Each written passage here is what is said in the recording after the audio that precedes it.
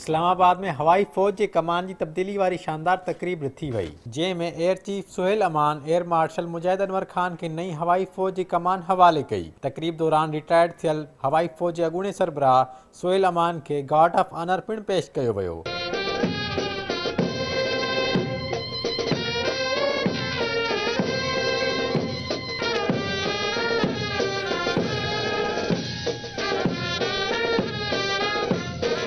तकरीब में JF-17 thunder जहाज़नि तरफ़ां पिणु खेसि सलामी पेश कई वई।